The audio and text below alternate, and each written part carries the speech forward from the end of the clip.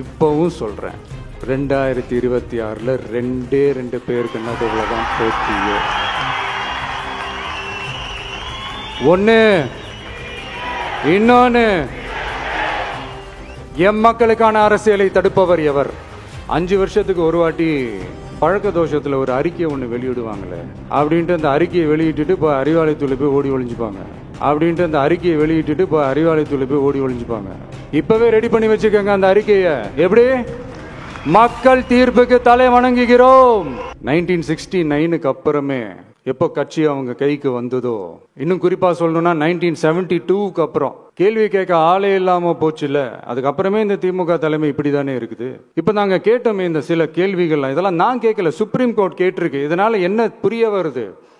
இந்த கவர்மெண்ட் நடத்துற அந்த விசாரணை மேல சந்தேகம் ஏற்படுதுன்னா அதுக்கு என்ன அர்த்தம்? உங்க மேல நம்பிக்கை இல்லைன்னு அர்த்தம். இதெல்லாம் ஏன் எதுக்காகன்னு முதல்வர் அவர்களுக்கு புரியுதா? சுப்ரீம் கோர்ட் சொன்னதோட மட்டும் இல்ல, நிஜத்திலும் இன்னைக்கு மக்களுக்கு இந்த கவர்மெண்ட் மேல இருக்கிற நம்பிக்கை மொத்தமாக மண்ணுக்குள் புதைந்து விட்டது. இதுவாவது முதல்வர் அவர்களுக்கு புரியுதா? புரியலனா 2026 தேர்தல்ல இந்த திமுக தலைமைக்கு மக்கள் இன்னும் ஆழமா அழுத்தமா புரிய வைப்பாங்க. அப்ப கூட இவங்க என்ன பண்ணுவாங்க தெரியும்ல, 5 வருஷத்துக்கு ஒரு வாட்டி பழக்க தோஷத்துல ஒரு அறிக்கையை ஒண்ணு வெளியிடுவாங்களே, மக்கள் தீர்ப்புக்கு தலை வணங்குகிறோம் அப்படின்ட்டு அந்த அறிக்கையை வெளியிட்டுட்டு இப்போ அறிவாலயத்துல போய் ஓடி ஒளிஞ்சுப்பாங்க. இப்பவே ரெடி பண்ணி வச்சுக்கோங்க அந்த அறிக்கையை. எப்படி? மக்கள் தீர்ப்புக்கு தலை வணங்குகிறோம். நான் போன பொதுக்குழுவில் சொன்னதை தான் இங்க நான் திரும்பவும் சொல்றேன். இயற்கையும் இறைவனும் நம் தமிழக சொந்தங்களின் வடிவில் மாபெரும் மக்கள் சக்தியை நம்ம கூடவே நிற்கும் போது எம் மக்களுக்கான அரசியலை தடுப்பவர் எவர்?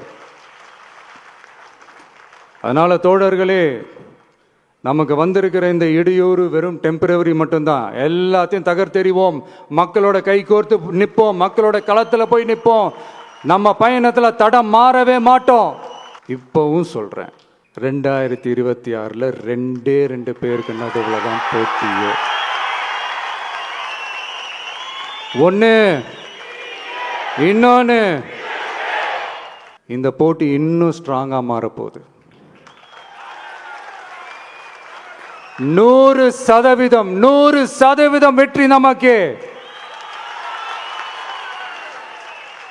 வாகை சூடுவோம், வரலாறு படைப்போம், கான்பிடென்டா இருங்க, நல்லதே நடக்கும், வெற்றி நிச்சயம்.